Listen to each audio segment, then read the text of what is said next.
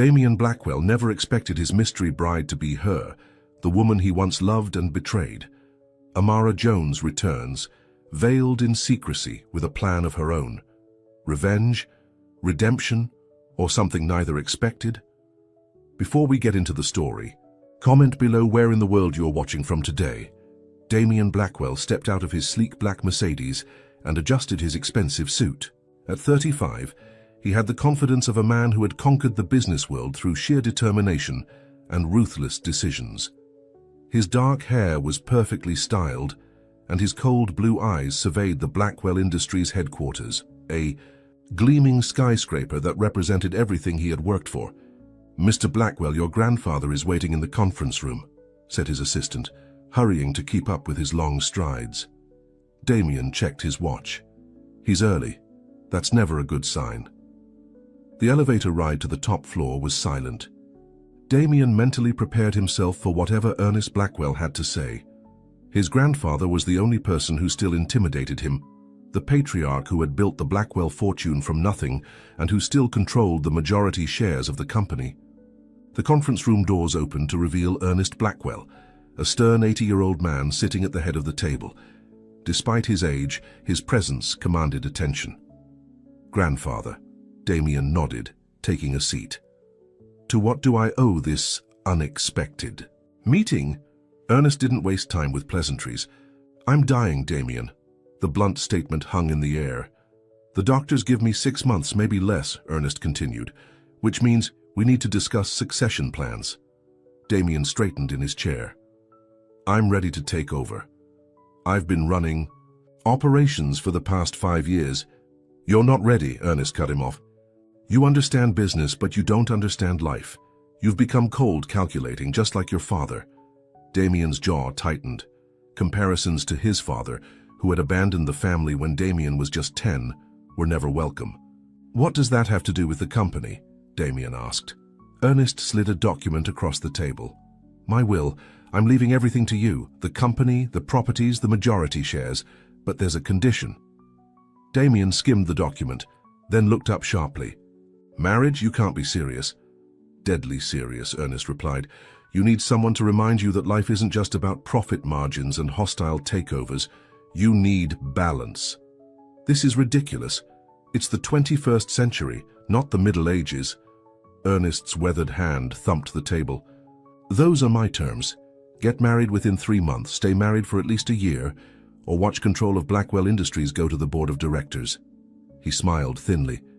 "And before you think of arranging some sham marriage, know that I'll be watching carefully." Damien stood up, fuming. "And who exactly am I supposed to marry on such short notice? I don't have time for dating." "Actually," Ernest said, his tone softening slightly, "I might have a solution." Across town, in a modest apartment, above a small bookstore, Amara Jones sat surrounded by stacks of unpaid bills. At 32, she had the weight of the world on her shoulders. Her long brown hair was tied back in a simple ponytail, and worry lines creased her otherwise youthful face. The phone rang, and she answered without checking who was calling. "Hello? Amara. It's Margaret Williams." Amara smiled, recognizing the voice of her former literature professor. "Mrs. Williams, it's so good to hear from you. How are you?" "I'm well, dear, but I'm calling about you. How's your father?" Amara glanced at the closed bedroom door where her father slept. "Not good. The treatments are expensive and—" She trailed off, not wanting to burden her mentor with her problems. "That's actually why I'm calling," Margaret said. "I think I might have a solution to your financial troubles. It's unconventional, but it could help." "I'm listening," Amara said, desperate for any way out of her mounting debt. "Do you remember Ernest Blackwell? My husband Richard was his friend for many years before he passed. Ernest has a grandson." Amara froze at the mention of that name. "Blackwell?" "Yes, Damien Blackwell. Ernest is looking for a suitable wife for his grandson. It's a condition for his inheritance." "And what does this have to do with me?" Amara asked, though she already knew what was coming. "Ernest is willing to offer a substantial sum to the woman who agrees to marry Damien. Enough to cover your father's medical expenses and then some."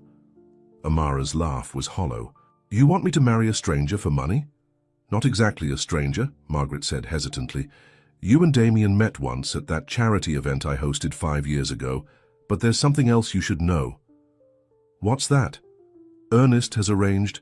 It's so Damien won't know who his bride is until the wedding day. The woman will wear a veil that won't be lifted until after the vows are exchanged. Amara stood up, pacing around her small living room. This is crazy. Why would anyone agree to such terms? Because Ernest is offering $2 million up front, and more if the marriage lasts at least a year. The amount made Amara's head spin. That kind of money would save her father's life, pay off their debts, and secure their future. Why me? Amara finally asked. Ernest wants someone with character, someone educated and kind. I recommended you. Margaret paused. But there's something you should know about Damien. I know exactly who Damien Blackwell is. Amara interrupted, her voice suddenly cold. We didn't just meet once. We dated for 6 months. There was silence on the other end of the line. Oh dear, Margaret finally said. I had no idea. He doesn't remember me, Amara said bitterly. I was just another faceless intern at his company. When I refused to compromise my ethics for one of his business deals, he fired me and ended our relationship in the same breath. Amara, if I had known... No. Amara interrupted again, an idea forming in her mind. Actually, this might be perfect. What do you mean? Amara looked at the picture of her sick father on the side table. Then her eyes drifted to the small filing cabinet where she kept documents she'd secretly copied before being fired from Blackwell Industries. Documents that proved Damien's involvement in some questionable business practices. Tell Ernest I'll do it. I'll marry his grandson. 2 months later, Damien stood in the Blackwell Estate's private chapel, tugging uncomfortably at his bow tie. This wasn't how he had imagined his wedding day, if he had ever imagined it at all. Stop fidgeting, his best friend and business partner Marcus whispered. You look like you're heading to the gallows, not your wedding. Might as well be, Damien muttered. I still can't believe I agreed to this. $2 billion in company. Shares tends to be very persuasive, Marcus remarked dryly. Damien glanced around at the small gathering of guests, mostly business associates and family friends. His grandfather sat in the front row, looking smug and satisfied. The old man had refused to tell Damien anything about his mystery bride, except that she was educated, kind, and from a good family. And from a good... Have you at least seen a picture? Marcus asked. No, grandfather insists on maintaining this ridiculous charade until the last moment. The music started and the guests rose. Damien turned toward the entrance, curious despite himself. The woman who entered was dressed in an elegant, simple white gown that flowed around her slender figure. A delicate lace veil covered her face completely, revealing only a hint of dark hair underneath. She walked slowly, gracefully, clutching a bouquet of white roses. Something about her seemed familiar, but Damien couldn't place it. As she reached his side, he searched for her eyes through the veil but could see only shadows. The ceremony proceeded, and Damien repeated his vows mechanically. When it was the bride's turn, her voice was soft but steady. There was something about that voice. You may now kiss the bride, the minister announced. The moment had arrived. Damien lifted the veil slowly, and the world seemed to stop. Staring back at him were the warm brown eyes he had once known so well. Eyes that had once looked at him with love, then with hurt, and now with something he couldn't quite read. Amara? He whispered, stunned. She smiled, but it didn't reach her eyes. Hello, Damien. Surprised to see me? Behind them, the guests murmured in confusion. Damien glanced at his grandfather, who looked genuinely shocked. This hadn't been part of the old man's plan. I don't understand, Damien said, keeping his voice low. What are you doing here? I'm becoming your wife, Amara replied simply. Isn't that what you wanted, a business arrangement? The minister cleared his throat awkwardly. The kiss? Damien leaned forward automatically, and Amara turned her head, slightly so his lips barely brushed her cheek. As they walked back down the aisle together, Damien whispered, We need to talk. Yes, we do, Amara agreed. But not now. We have guests to entertain, husband. The reception was a blur. Damien moved through it on autopilot, shaking hands, accepting congratulations, all while his mind raced.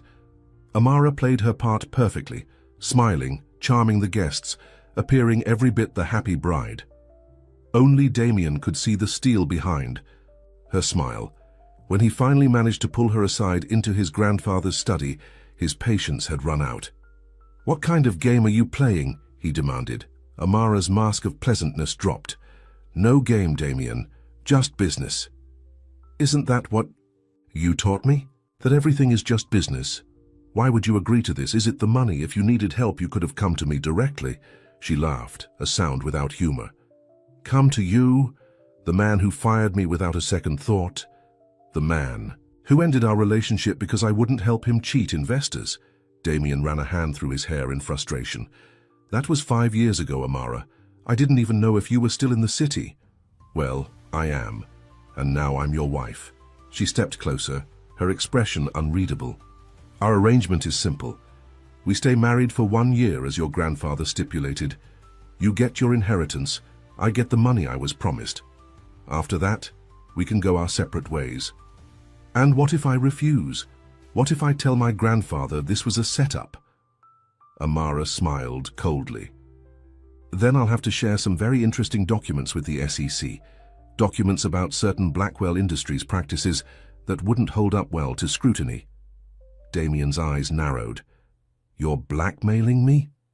"I prefer to think of it as insurance." She turned to leave but paused at the door. "Oh, and one more thing. I'll be moving into your penthouse tomorrow, as expected of a loving new wife. Don't worry, I don't expect to share your bed. Just your address and your bank account." With that, she was gone, leaving Damien staring after her, a mixture of anger and admiration coursing through him.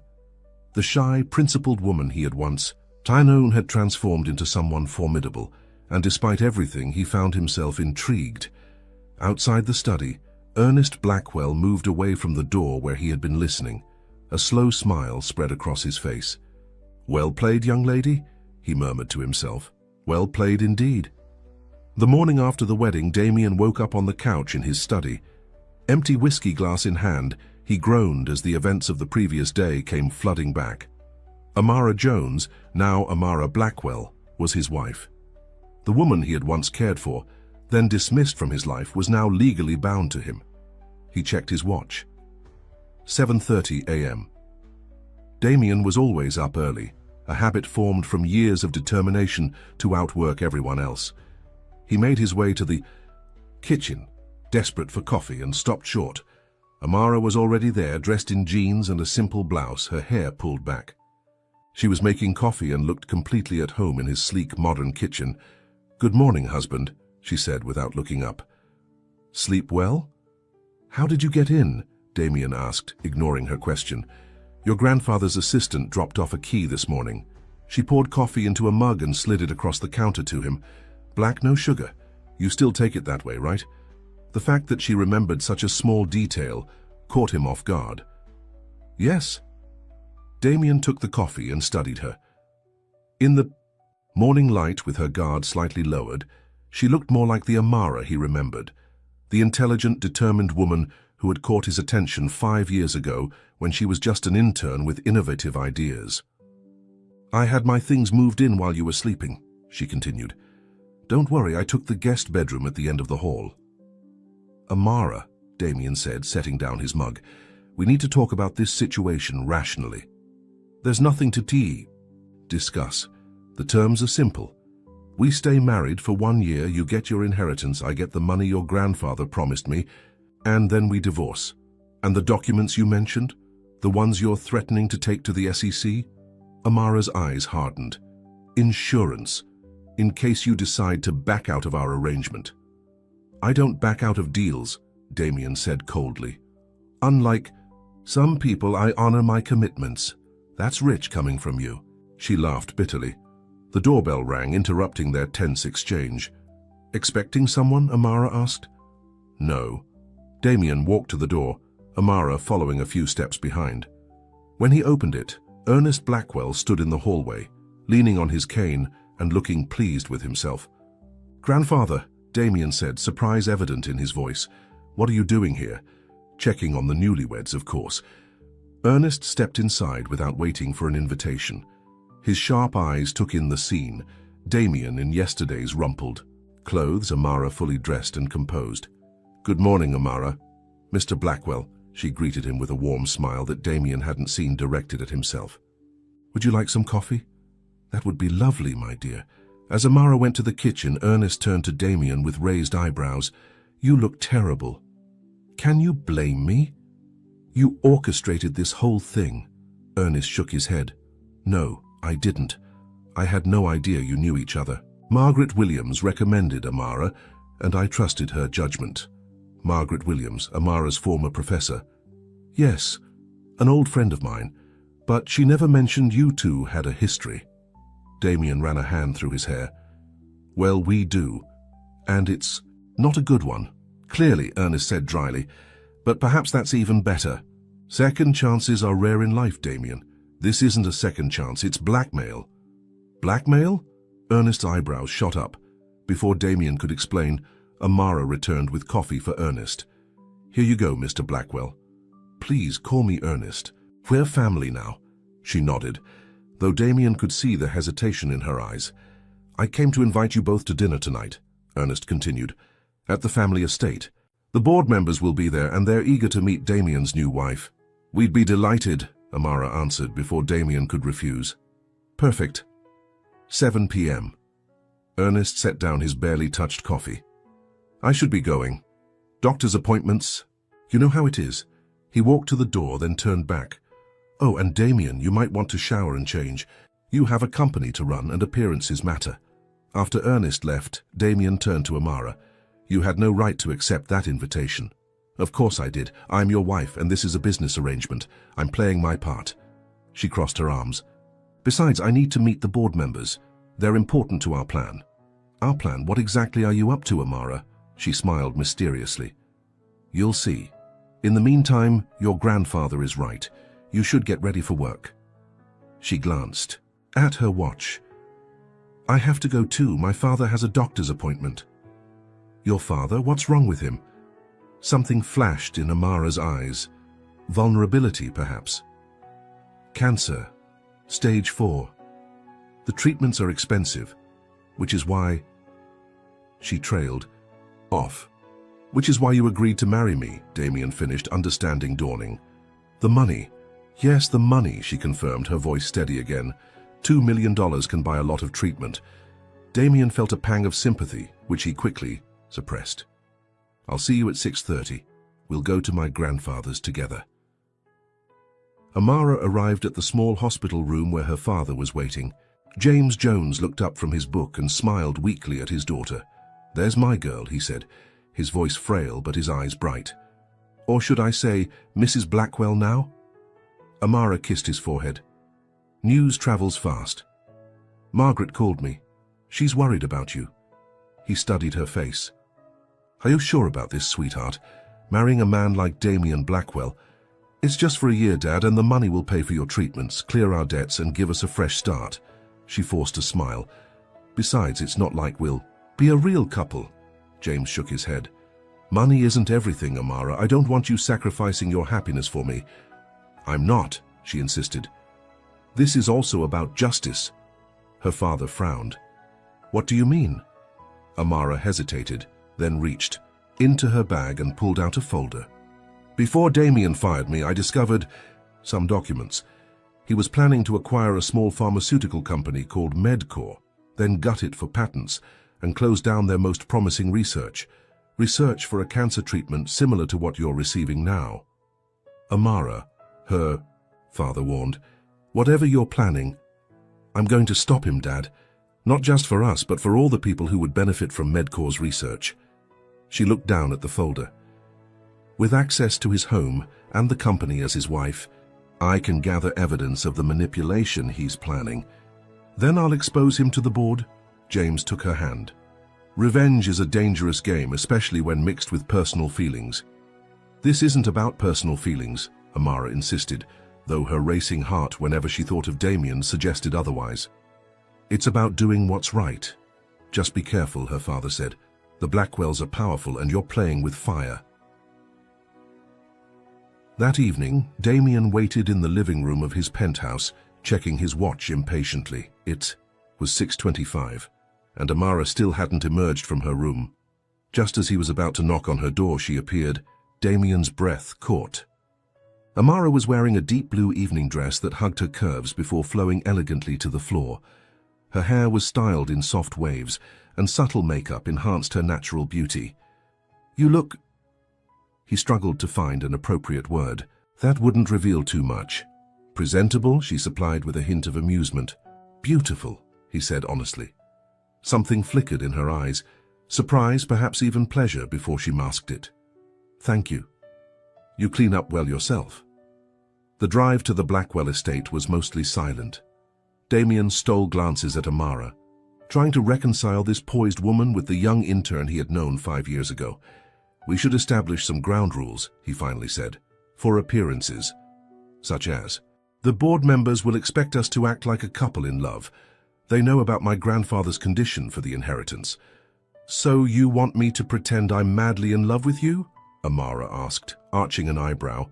"Just act natural, like we care for each other. Can you do that?" She turned to look out the window. "I'm a better actress than you might think, Damien."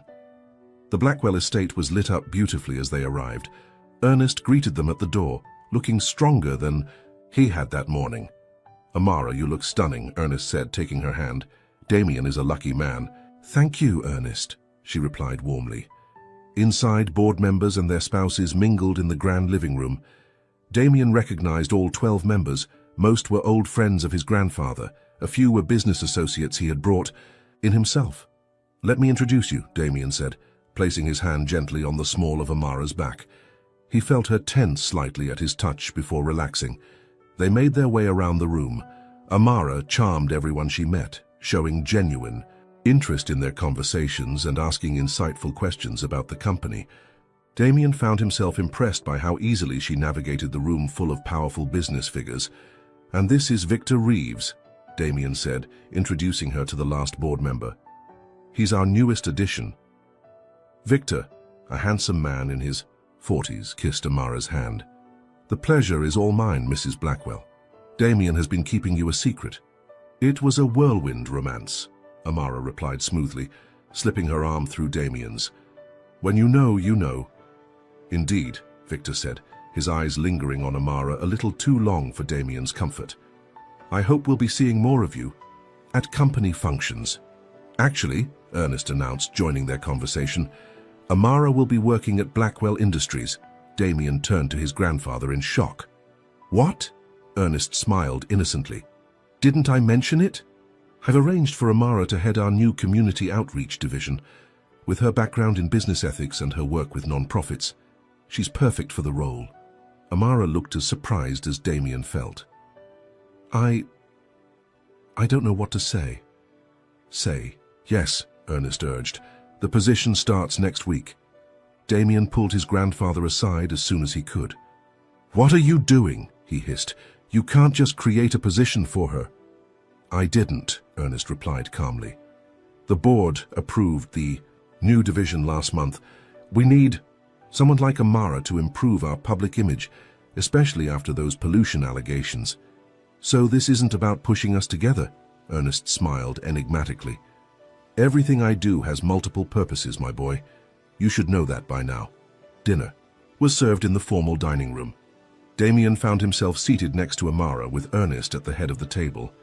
Throughout the meal, he was conscious of how natural it felt to have her beside him, how easily they fell into a rhythm of shared glances and complimentary comments. During dessert, one of the board members asked how they met. "Actually," Amara said before Damien could speak, "we first met 5 years ago. I was an intern at Blackwell Industries." Damien stared at her. She was skating dangerously close to the truth. "Damien was too busy to notice me back then," she continued, with a small laugh. "But we reconnected recently at a charity function and, well, the rest is history." "Love finds a way," Victor commented, raising his glass. "To the happy couple." Everyone joined in the toast, and Damien found Amara's eyes on him as they drank. There was a challenge in her gaze, as if daring him to contradict her story. After dinner, the guests moved to the terrace for coffee and drinks. Damien was cornered by several board members discussing quarterly projections. when he noticed Amara slip away with Victor Reeves. He excused himself and followed them into the library, staying out of sight.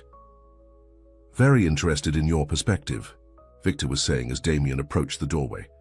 "I have concerns about the Medcore acquisition," Amara replied, "particularly the plans for their research division."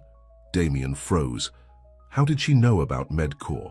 The acquisition was still in its early stages, not yet public knowledge. "Your husband didn't mention your interest in pharmaceutical research," Victor said. "My father is receiving experimental treatments," Amara explained. "I've become quite familiar with the field out of necessity." "I see. Well, perhaps we could discuss this further, maybe over lunch next week." "I'd like that," Amara said. Damien stepped into the library, making his presence known. "There you are. My grandfather is asking for us." Victor nodded politely and excused himself, leaving Damien alone with Amara. "What was that about?" Damien demanded once Victor was out of earshot. "Just getting to know my husband's colleagues," Amara replied innocently. "And Medcore. How do you know about that deal?" Her expression turned serious. "I make it my business to know when someone's planning to destroy research that could save lives, my father's included." "That's what this is about? Your father's treatment?" Damien ran a hand through his hair in frustration. "Amara, you don't understand the full picture. Then explain it to me," she challenged. Before he could respond, Ernest appeared at the door. "There you are. The photographer is here for family pictures." "Photographer?" Damien questioned. "For the company newsletter and annual report," Ernest explained. "Come along, newlyweds." As they walked back to the main room, Damien whispered to Amara, "This conversation isn't over." "It never is with us, is it?" she replied softly. The photographer positioned them in front of the fireplace, Ernest seated in his chair with Damien and Amara standing behind him. "Closer together," the photographer instructed. "Mr. Blackwell, put your arm around your wife." Damien complied, his arm circling Amara's waist. He felt her breath catch as he drew her against him. "Perfect!" the photographer exclaimed. "Now look at each other, like you're in love." As they turned to face one another, their eyes met, and something electric passed between them. For a moment, the pretense fell away, and they were just Damien and Amara again. Two people who had once cared deeply for each other. "Beautiful," the photographer murmured, capturing the moment. Later, as they drove back to the penthouse, silence filled the car again. But it was a different kind of silence, charged with unspoken emotions and lingering questions. "Your father," Damien finally said. "What kind of cancer does he have?" Amara looked surprised by his interest. "Pancreatic, stage 4. The doctors gave him 6 months, but that was 8 months ago. He's fighting hard." "And the treatment? It's experimental?" She nodded. "A new drug combination from Medcore's research division. It's showing promise, but it's expensive and not covered by insurance," Damien finished. "Yes." Damien was quiet for a moment, thinking. "I'll look into it." "What does that mean?" Amara asked warily. "It means I'll look into it," he repeated firmly. "I'm not the monster you think I am, Amara." They arrived at the penthouse, and Amara stepped out of the car before he could say anything else.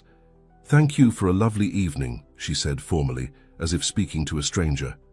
"I'm tired. Good night, Damien." As she disappeared into her bedroom, Damien stood in the hallway, conflicted.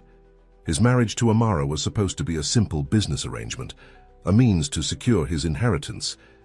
But nothing about Amara Jones had ever been simple, and as much as he tried to deny it, the feelings he thought he'd buried years ago were beginning to resurface. In her room, Amara leaned against the closed door, her heart racing. Tonight had been more difficult than she'd anticipated. Playing the role of Damien's loving wife, feeling his arm around her waist, seeing the occasional glimpses of the man she had once fallen for. She took out the folder of documents from her bag and stared at it. Her plan had seemed so clear this morning. Marry Damien, gather evidence, expose his unethical business practices, and get justice for her father and countless others who could benefit from Medcore's research. But now, faced with the complexity of the man himself, with his promise to look into her father's treatment, with the undeniable connection they still shared, Amara sighed and put the folder away. One thing was certain. This year of marriage was going to be far more complicated than she had ever imagined. The next week passed in a strange dance of avoidance and pretense. Damien and Amara rarely saw each other at the penthouse. He left early for work, she visited her father at the hospital, and their paths crossed only briefly in the evenings. But at Blackwell Industries, it was a different story. Amara's first day as head of the new Community Outreach Division coincided with the company's quarterly review meeting. Damien found himself watching her from across the conference room as she confidently presented her vision for the division. Blackwell Industries has the resources and influence to make real positive change in our community, she was saying, her voice clear and passionate. I propose we focus on 3 key areas: education, healthcare, and environmental sustainability. The board members were nodding in approval. Even Victor Reeves, usually skeptical of new initiatives, seemed impressed. We'll start with a scholarship program for underprivileged students interested in business and technology, Amara continued. Long term, we can establish partnerships with local schools to improve their STEM programs. As she spoke, Damien couldn't help but remember the young intern who had once pitched similar ideas to him, ideas he had dismissed as idealistic and impractical. Now, hearing her present them with such conviction and detail, he wondered if he had been wrong. Questions? Amara asked as she concluded her presentation. Ernest was the first to speak. Impressive, Amara. What's your proposed budget for these initiatives? She presented figures that were ambitious but reasonable, showing a clear understanding of the company's financial situation. I believe we can allocate those funds, Ernest said, looking around the table. All in favor? The vote was unanimous. Amara caught Damien's eye across the room, a hint of surprise in her expression at his supporting vote. After the meeting, as executives filed out of the conference room, Damien approached her. Congratulations, he said. That was a strong presentation. Thank you, Amara replied, gathering her papers. I'm surprised you supported it. Why? It's good business. Improving our public image, creating goodwill in the community. It makes financial sense. She studied him for a moment. Is that the only reason? Before Damien could answer, Victor Reeves joined them. Amara, that was excellent. I'm looking forward to our lunch tomorrow to discuss your ideas further. Damien felt an irrational surge of jealousy. Lunch? Yes, Amara said coolly. Victor wants to hear more about my concerns regarding the Medcore acquisition. Damien's jaw tightened. I see. Well, don't let me keep you from your plans. As he walked away, he heard Victor ask, Amara, is everything all right between you two? Newlywed disagreements already? Nothing serious, Amara's voice replied, just adjusting to married life. That evening, Damien arrived home to find the penthouse empty. A note from Amara on the kitchen counter explained she was at the hospital with her father and would be late. He loosened his tie and poured himself a scotch, then noticed a folder on the coffee table. Curiosity got the better of him, and he flipped it open. Inside were medical records for James Jones, Amara's father. Treatment summaries, hospital bills, and doctor's reports detailed his battle with pancreatic cancer. The bills were staggering, over $500,000 already, with more treatments needed. Buried among the medical papers was a photo of Amara and her father, taken perhaps a year earlier. They were laughing together in a garden, both looking carefree and happy. Before the cancer diagnosis, Damien guessed, he picked up his phone and called Marcus. I need everything you can find on Medcore Pharmaceuticals, he said, without preamble, particularly their cancer research division. The acquisition is already in motion, Marcus replied, confused. We've been over the reports. I want new reports, Damien interrupted. Independent evaluations of their research, and I want them by tomorrow morning. This is about your wife, isn't it? Marcus asked knowingly. Damien ignored the question. Just get me the information. After hanging up, he sat for a long time, staring at the photo of Amara and her father. The woman in that picture, smiling carefree, was so different from the guarded, determined Amara he was married to now. What had happened to change her? Besides her father's illness and what he had done to her 5 years ago, the sound of the front door opening pulled him from his thoughts. He quickly returned the documents to the folder as Amara entered, looking tired. "You're still up," she said, surprise evident in her voice. "How's your father?" Damien asked. Amara's expression softened slightly. "The same. The doctors are talking about a new treatment combination, but—" She shrugged, the gesture conveying, "What words couldn't?" "I made some calls today," Damien said, standing up, "about Medcore." She tensed immediately. "And?" "I've asked for new reports on their research division. Before any decisions are made about the acquisition, I want all the facts." Amara studied him suspiciously. "Why?" "Just last week you were ready to dismantle the division after the takeover." "Things change," he said simply. "People don't change that easily, Damien." He took a step closer to her. "Don't they? You have. The Amara I knew 5 years ago wouldn't have married a man for his money or blackmailed him with stolen documents. Her eyes flashed with anger, and you pushed her to it. The Damien I knew then wasn't so ruthless that he'd sacrifice life-saving research for profit margins. Is that really what you think of me? That I'd knowingly destroy research that could save lives?" He ran a hand through his hair in frustration. "Amara, the initial reports indicated the research was failing, that the drug trials were showing minimal results. If that's not the case—" "It's not," she interrupted firmly. "My father is living proof the treatments are working, Damien. Slowly, but they're working." He was given 6 months to live, and it's been 8 already. They stood in tense silence, both breathing hard from the emotional exchange. "Get me the data," Damien finally said. "Not anecdotal evidence, not emotional appeals, hard data. If the research is viable, I'll protect it during the acquisition." Hope and suspicion warred in Amara's eyes. "Just like that?" "Just like that." He hesitated, then added more softly, "Contrary to what you believe, I'm not a monster, Amara." She looked away, her voice barely audible when she spoke. "I never thought you were a monster, Damien. Just a man who chose profit over people, over me." The raw honesty in her words struck him deeply. Before he could respond, she murmured a quiet good night and retreated to her bedroom. The next day, Amara met Victor Reeves at an upscale restaurant near the Blackwell Industries headquarters. He greeted her with continental charm, kissing her hand and pulling out her chair. "You look lovely today, Amara," he said as they settled at the table. "That color suits you." "Thank you, Victor." She smiled politely, keeping her focus on the purpose of their meeting. "I appreciate you taking the time to discuss Medcore." "Of course, though I must admit, I'm curious about your interest in the acquisition." He studied her over his menu. "Is it purely because of your father's treatment?" Amara was careful with her answer. "Partly, but I also believe in the ethical responsibility of companies like Blackwell Industries. Medcore's research could help thousands of patients." Victor nodded thoughtfully. "I agree. In fact, I've had concerns about Damien's approach to this acquisition from the beginning." This surprised Amara.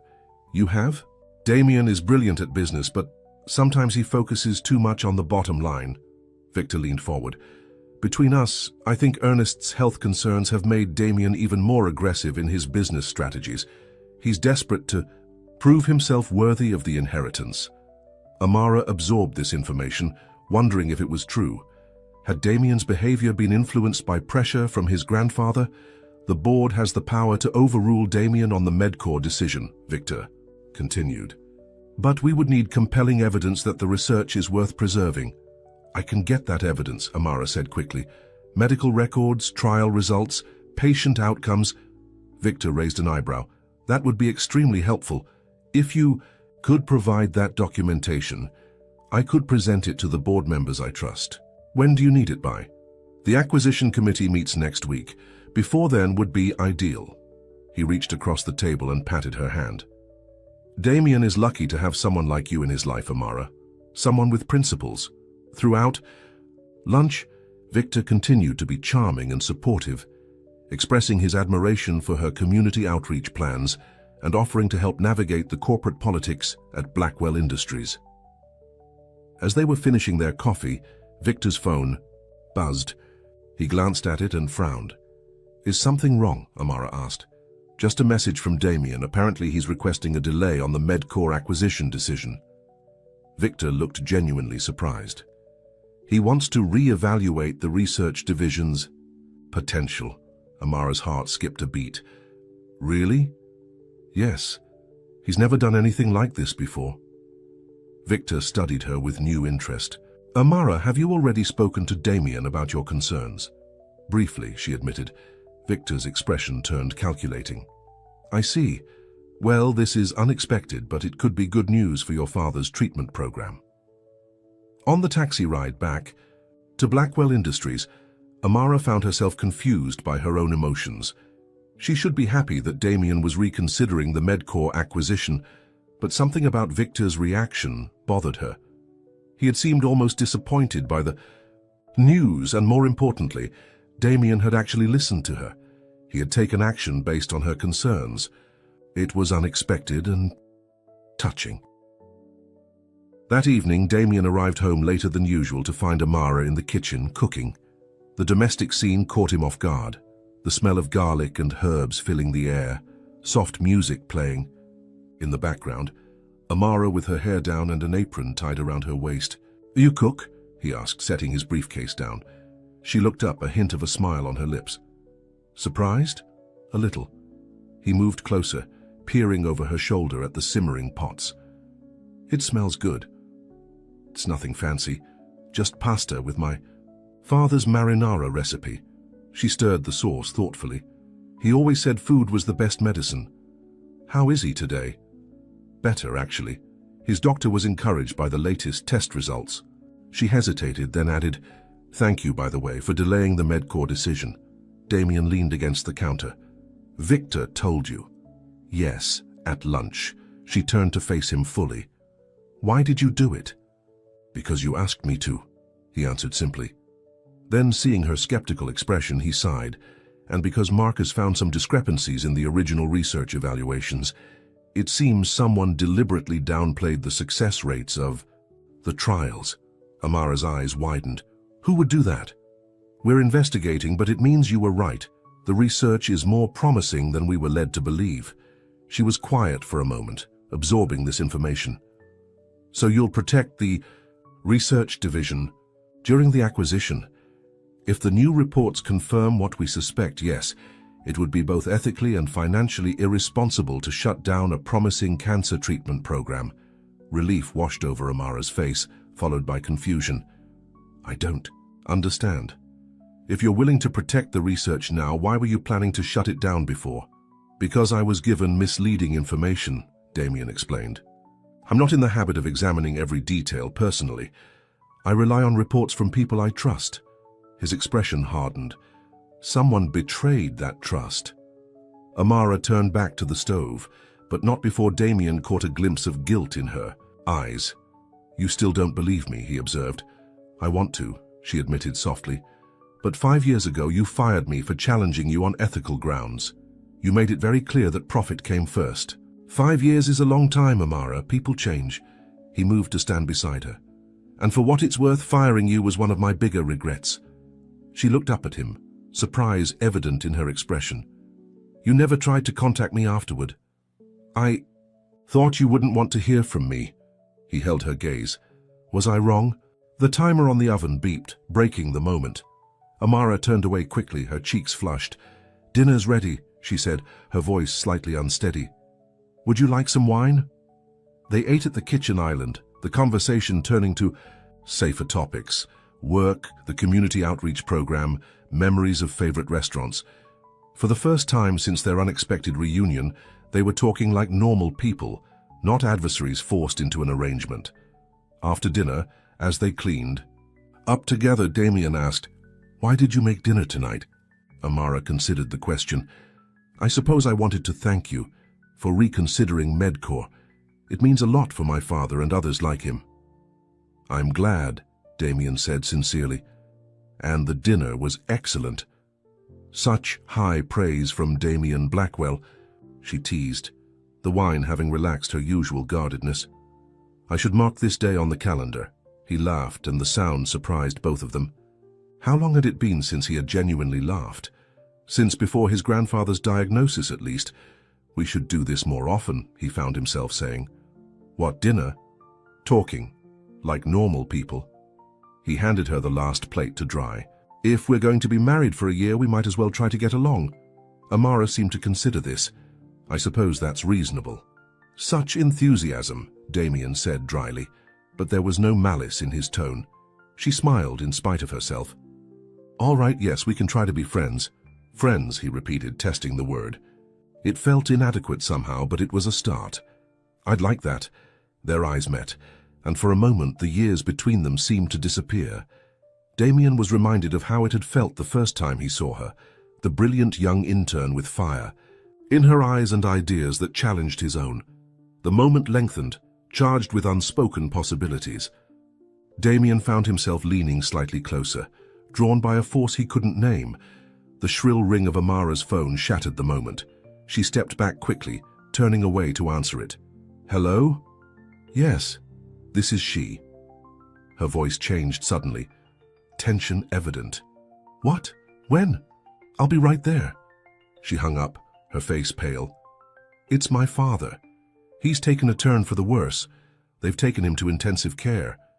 I'll drive you, Damien said immediately, already reaching for his keys. You don't have to. I'm driving you, Amara, he said firmly. Let's go. The hospital corridors seemed endless as they hurried toward the intensive care unit. Amara's face was a mask of controlled fear, her steps quickening with each passing moment. At the nurse's station, she identified herself, and they were directed to a room at the end of the hall. Damien hesitated at the doorway, unsure if he should intrude on such a private moment. Go ahead, he told Amara. I'll wait here. She grabbed his hand impulsively. No, please come with me. Surprised by the request, he nodded and followed her into the room.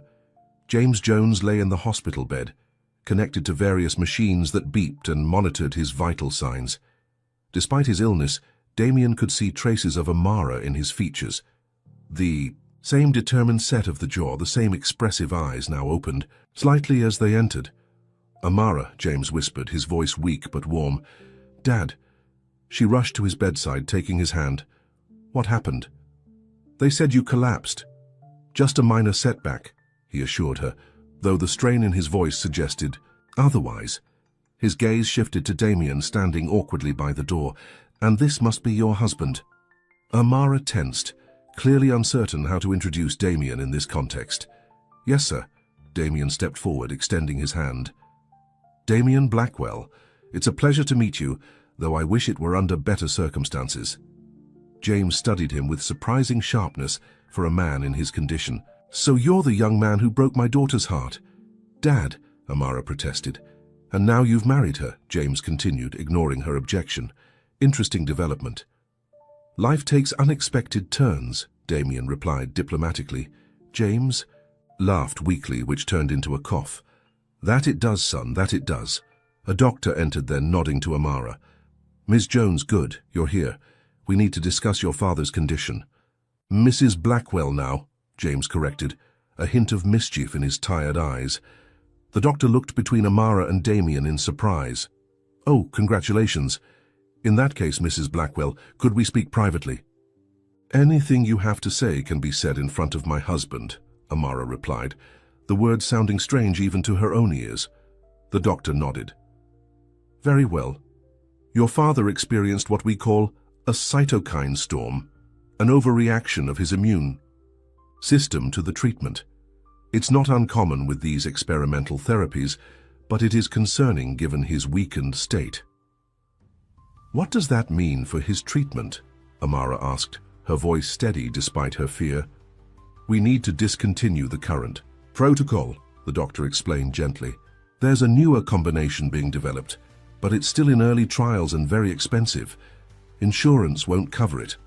Amara nodded, her face composed, but her knuckles white where she gripped her father's hand. Cost isn't an issue. Whatever he needs, we'll find a way. Actually, Damien spoke up, Blackwell Industries has connections with several research hospitals. I'd be happy to make some calls, see if we can get Mr. Jones into one of the advanced trial programs. The doctor looked intrigued. That would be extremely helpful, Mr. Blackwell. Consider it done, Damien said with the confidence of a man used to making things happen. After the doctor left, James looked at Damien with newfound respect. That's quite an offer. It's the least I can do, Damien replied sincerely. Amara was watching him with an unreadable expression. Thank you, she said, quietly. James coughed again, looking suddenly exhausted. You two should go home. I'm just going to sleep now, and you both look like you could use some rest too. I'm staying, Amara insisted. Actually, a nurse interjected from the doorway, we need to run some more tests, and visiting hours are... Hover, you can come back in the morning? Reluctantly, Amara kissed her father's forehead. I'll be back first thing tomorrow. Bring your husband, James said, his eyes already closing. I want to get to know the man who married my daughter. In the car, Amara was quiet, staring out the window at the city lights. Damien glanced at her, concerned by her silence. He's going to be all right, he said, trying to sound reassuring. I'll make those calls tonight, the best doctors, the most advanced treatments, whatever he needs. Why are you doing this? Amara asked suddenly, turning to face him. Is it just to ensure I keep my end of our bargain? To make sure I don't go public with those documents? The accusation stung. No, I'm doing it because it's the right thing to do. And because... He hesitated, unsure how to express what he was feeling. Because I care about what happens to you, Amara. I always have. She looked away, but not before he saw the tears she was fighting to hold back. I thought I knew what I was doing, she whispered. Marrying you for money, planning to expose your business practices. It seemed so clear. But now... Now? He prompted gently when she didn't continue. Now everything is confused. You're not who I thought you were, or maybe you've changed. Or maybe I never really knew you at all. She wiped away a tear that had escaped despite her efforts. And I'm not sure I know myself anymore, either. Damien reached across the console and took her hand. To his surprise, she didn't pull away. Maybe we could try to figure it out together, he suggested quietly. Get to know each other again. For real this time, not as boss and employee, not as adversaries in a business arrangement, but as to friends. Amara looked down at their joined hands. Friends, she repeated, the same way he had earlier that evening. I'd like to try that. As they drove through the night, hands still linked, Damien felt something shift between them, a tentative truce in a war neither of them had really wanted to fight. But in the shadows of Blackwell Industries, someone else was watching their growing connection with calculating eyes. Someone who had deliberately suppressed the Medcorps research reports. Someone who stood to gain a great deal if Damien and Amara's marriage failed, and that someone was already planning their next move. 2 weeks after James Jones's health crisis, things had settled into a new rhythm. Thanks to Damien's connections, Amara's father had been accepted into an advanced treatment program at a prestigious research hospital. His condition had stabilized, and there was cautious optimism among his medical team. At home, the atmosphere between Damien and Amara had changed. The cold politeness had given way to something warmer, not quite the passion they had once shared, but a comfortable companionship neither had expected. They often shared breakfast before work, drove to the office together, and in the evenings, they would sit in the living room discussing their days. Amara's community outreach division was flourishing, with several initiatives already underway.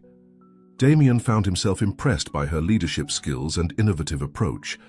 One evening, as they sat on the terrace of the penthouse sharing a bottle of wine, Amara asked the question that had been on her mind. Have you discovered who altered the Medcorps research reports? Damien's expression darkened. Not yet. Marcus is still investigating. Whoever did it covered their tracks well. It has to be someone with significant access and authority, Amara pointed out. A board member, perhaps. That's what concerns me, Damien admitted. It means someone I trust is working against me, against us. The casual use of us didn't escape Amara's notice. It felt strange and yet natural to be aligned with Damien after spending so long viewing him as the enemy. How is the new Medcorps evaluation coming along, she asked. Very well. The research is actually more promising than we initially thought. The new drug combination your father is receiving has shown remarkable results in early trials. Damien took a sip of his wine. When the acquisition is complete, I'm planning to increase funding for the research division, not dismantle it. Amara smiled, feeling a weight lift from her shoulders. That's wonderful news. I have you to thank for it, Damien said, his eyes meeting hers. If you hadn't forced me to look more closely at the reports, I might have made a terrible mistake. Forced? You? Amara raised an eyebrow. Is that what we're calling blackmail now? To her surprise, Damien laughed. Well, it was effective, and justified as it turns out. A comfortable silence fell between them as they looked out at the city lights. Then Damien asked, "Do you still have them? The documents you were planning to use against me?" Amara hesitated, then nodded. Yes, though I'm not sure I would have actually gone through with it. Why not? She considered the question. Because despite everything, I don't think I ever truly believed you were the villain I made you out to be. Misguided sometimes, too focused on profit perhaps, but not malicious. Damien reached across the small table between them and took her hand. I've made mistakes, Amara. Firing you was one of them. I was young and arrogant and threatened by someone questioning my decisions. And now, she asked softly, now I'm trying to be better. His thumb traced circles on her palm. Having you in my life again, it's made me reevaluate a lot of things.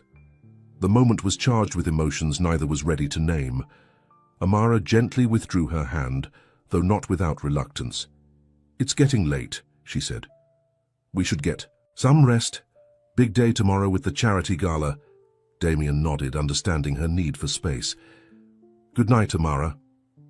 As she walked to her bedroom, Amara found herself conflicted. The lines between their business arrangement and genuine feelings were blurring, and it terrified her. What had started as a marriage of convenience was becoming something else entirely, something she hadn't planned for and wasn't sure she was ready to face. Society, the Blackwell Annual Charity Gala, was the social event of the season. Held in the grand ballroom of the city's most exclusive hotel, it brought together the elite of the business world for a night of philanthropy and networking. Damien adjusted his bow tie as he waited for Amara in the living room. When she emerged from her bedroom, he felt his breath catch. She was wearing a flowing emerald gown that hugged her curves before cascading to the floor, her hair styled in elegant waves, diamonds sparkling at her throat and ears. You look, he started, struggling to find adequate words. Presentable? She teased, echoing their earlier exchange. Breathtaking, he corrected, his voice sincere. A soft blush colored her cheeks. Thank you. You're quite handsome yourself. The drive to the hotel was filled with comfortable conversation about the gala and the charities it supported. As they pulled up to the entrance, Damien turned to Amara. There will be press inside, he warned. They'll expect us to act like a couple in love. She nodded. I remember how to play my part. That's not, he began, then stopped. Never mind, let's go. Cameras flashed as they walked the red carpet, Damien's hand resting lightly on the small of Amara's back. They smiled for photographers, posed for society columnists, and answered brief questions about their whirlwind romance. Inside, the ballroom was transformed into a winter wonderland theme, with crystal decorations and white flowers everywhere. Ernest Blackwell was already there, holding court among a group of admirers despite his frail health. Grandfather, Damien greeted him, leaning down to kiss his cheek. How you're looking well. Marriage agrees with you, Ernest observed, his keen eyes taking in the way Damien and Amara stood close together. Both of you, it seems. Amara smiled warmly at the old man. Your grandson is full of surprises, Ernest. As are you, my dear. Ernest patted her hand. I couldn't have chosen better myself. Well, technically I did choose, but I had no idea you two had a history. Speaking of history, a smooth voice interrupted. The lovely Mrs. Blackwell promised me a dance. Victor Reeves stood before them, impeccably dressed in a tuxedo, his charm on full display. Damien felt a flicker of unease. Something about Victor had been bothering him lately, especially since the discovery of the altered MedCorps reports. I believe my wife is having her first dance with me, Victor. Of course, Victor conceded graciously, but I'll claim the second. As Victor walked away, Ernest leaned closer to Damien. Keep an eye on that one. He's been asking a lot of questions about the Medcore acquisition delay.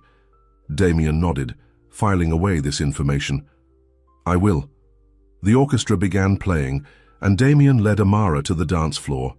As they moved together in a slow waltz, her hand in his other hand at her waist, the pretense of their arrangement seemed to fade away. You're a good dancer, Amara remarked, surprised. My grandmother insisted on lessons, said no Blackwell man should step on a lady's toes at a gala. His eyes never left hers as they moved across the floor. You're not so bad yourself. High school prom committee, she explained with a small laugh. I had to learn all the dances to teach the others. As they continued to dance, Damien found himself drawing her closer, their bodies moving in perfect harmony. It felt right, holding her like this, as if the years of separation had never happened. Amara, he said softly, there's something I need to tell you. She looked up at him, her eyes questioning. What is it? But before he could continue, the music ended, and Victor appeared at their side. My dance, I believe, he said, extending his hand to Amara. With a reluctant glance at Damien, Amara allowed Victor to lead her back onto the dance floor for the next song. Damien watched them, a sense of unease growing stronger as he saw Victor lean close to whisper something in Amara's ear. He was distracted by colleagues wanting to discuss business, and by the time he looked for Amara again, she was nowhere to be seen. Neither was Victor. Concern mounting, Damien searched the ballroom, then the adjacent hallways. He finally spotted them in a secluded corner of the terrace, engaged in what appeared to be an intense conversation. Amara's posture was rigid, her face troubled. Damien moved closer, keeping out of sight, and caught fragments of their exchange. You can't be serious, Amara was saying. That would destroy everything. It's already in motion, Victor replied smoothly. The board votes tomorrow. With the evidence I've presented, they'll overrule Damien and proceed with the original plan for Medcore. But the research is valuable. The treatments are working. Victor's laugh was cold. Did you really think this was about the research? It's about control, Amara. Control of Blackwell Industries. Damien had heard enough. He stepped forward, making his presence known. Is that so, Victor? Both Amara and Victor turned in surprise. Damien? Victor recovered quickly, his face a mask of innocence. Amara and I were just discussing the Medcore situation. I heard, Damien said coldly. You've presented evidence to the board behind my back. What evidence exactly? Victor's eyes narrowed. Financial projections showing the research division is a money pit. Lab reports indicating the treatments have minimal efficacy. Documents you would have seen if you weren't so distracted by your new wife. Falsified reports, Damien guessed. Just like the ones that nearly led me to shut down the division in the first place. It was you all along, wasn't it? A slow smile spread across Victor's face. You can't prove anything, and by this time tomorrow, it won't matter. The board will vote to proceed with the acquisition as originally planned. The research division will be dismantled, and your grandfather will see that you've lost control of the company. Why? Amara demanded. What do you gain from this? Everything, Victor replied simply. Ernest's health is failing rapidly. When he sees that Damien can't manage the company effectively, he'll reconsider the terms of his will. And who better to take over than his trusted advisor? Damien's anger was cold and focused. You won't get away with this. I already have. Victor straightened his cuffs. Now if you'll excuse me, I have more networking to do before the big vote tomorrow. As Victor walked away, Damien turned to Amara. Did you know about this? Of course not, she exclaimed, hurt evident in her voice. I just found out myself. Victor asked to speak with me privately, said he had information about my father's treatment. Then he told me what he's done, what he's planning to do tomorrow. Damien believed her. The shock and anger in her eyes couldn't be faked. We need to stop him. How? He said the board meeting is tomorrow morning. Then we work through the night, Damien said determinedly.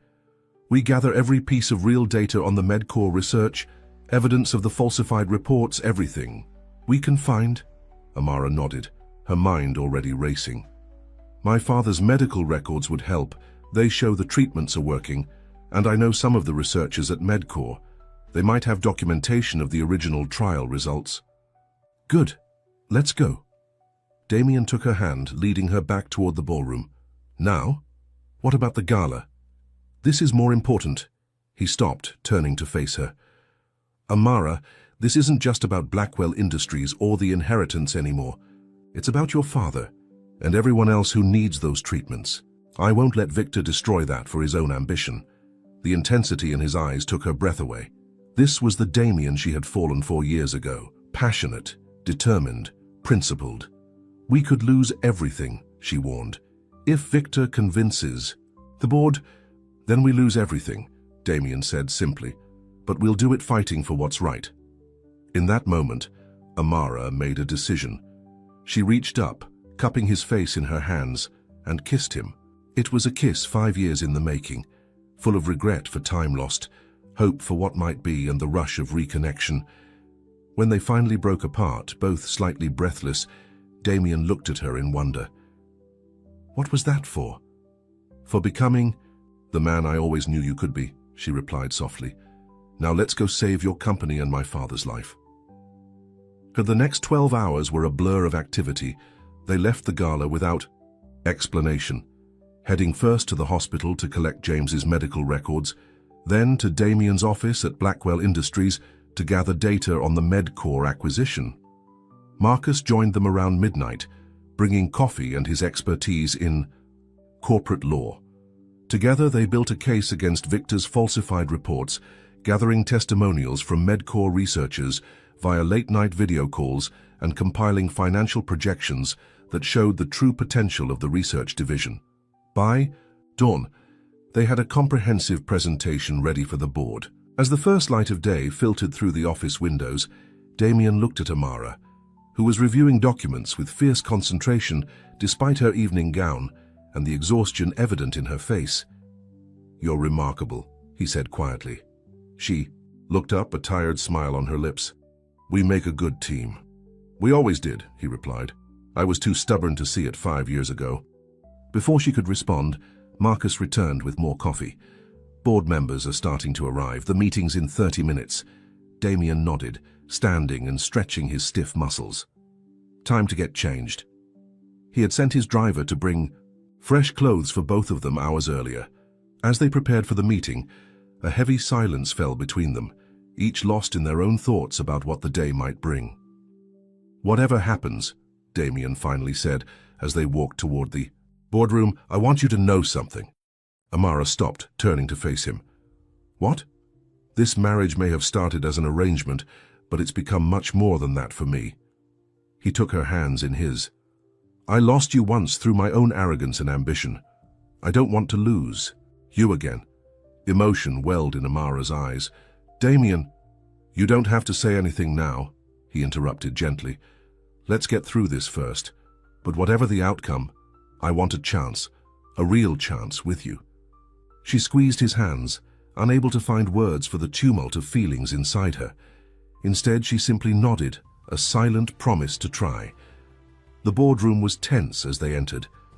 All 12 board members were present, along with Ernest Blackwell, who looked grave, and Victor Reeves, who seemed smugly confident until he saw Damien and Amara enter together, composed and determined.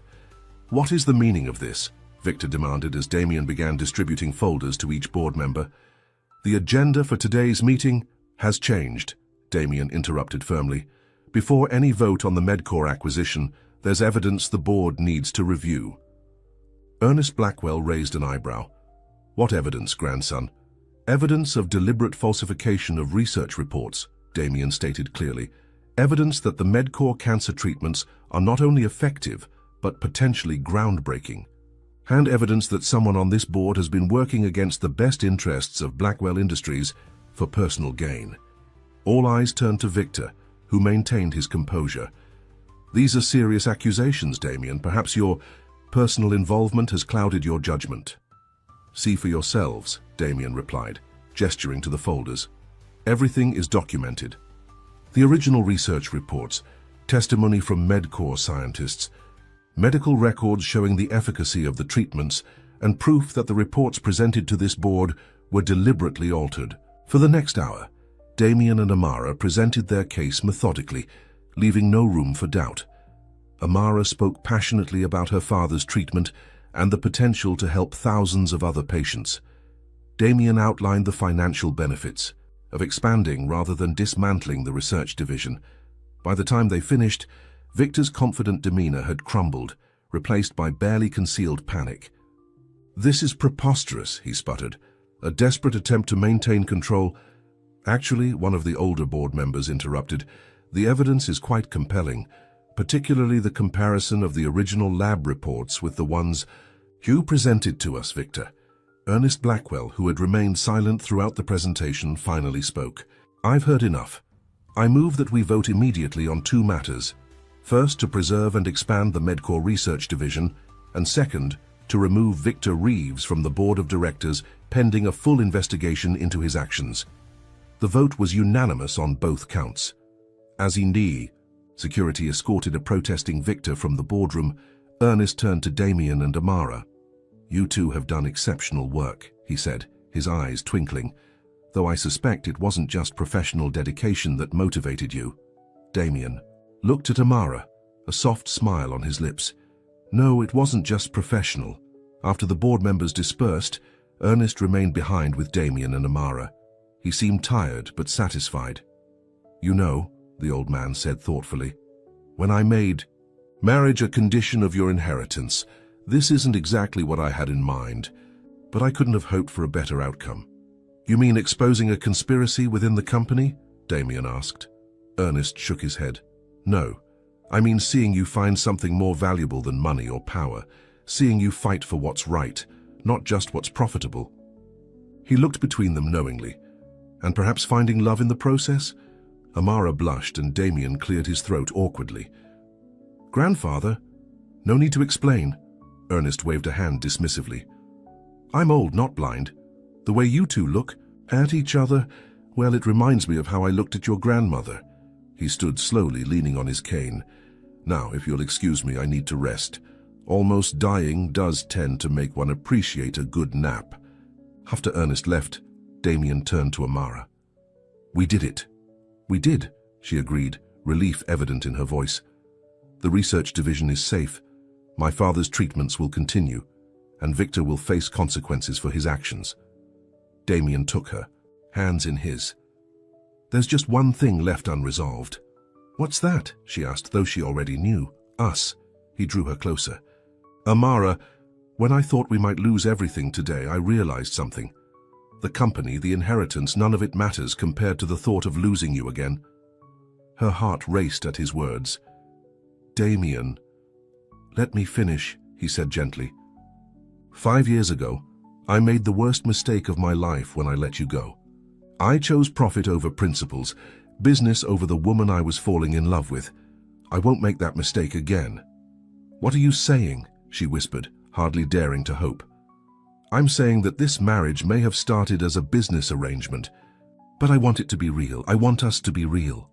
His eyes held hers, vulnerable and sincere. "I'm falling in love with you, Amara.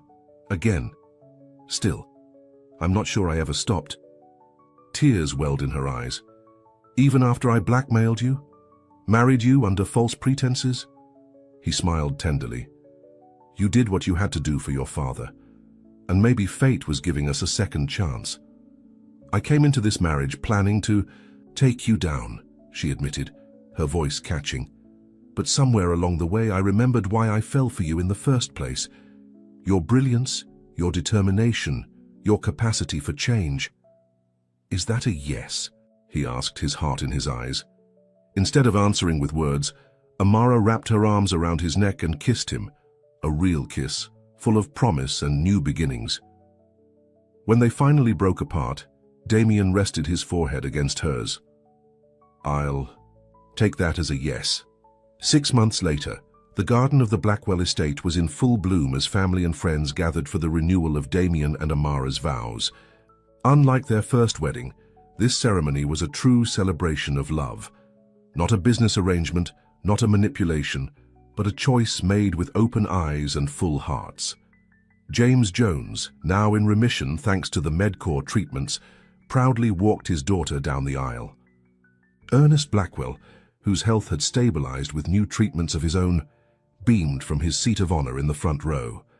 As Amara approached in a simple white gown, no veil this time, her face radiant and visible to all, Damien felt his heart swell with gratitude for their unexpected journey. "When we first stood here 6 months ago," the minister began, "these two were strangers in many ways despite their history. Today, they come before us as true partners, having found their way back to each other through challenges that would have broken a lesser love." Damien and Amara exchanged new rings and new vows, promises made not out of necessity or obligation, but out of genuine love and commitment. "I once hid behind a veil," Amara said, her voice clear and strong, "afraid to let you see all of me. Today I stand before you completely revealed, offering you my heart, without reservation or condition." "And I once hid behind ambition and pride," Damien replied, taking her hands in his. "Today, I promise to always see you, truly see you, and to be worthy of your love every day of our lives." As they sealed their renewed commitment with a kiss, the gathered guests erupted in applause. Ernest wiped a tear from his eye, and James Jones nodded in satisfaction.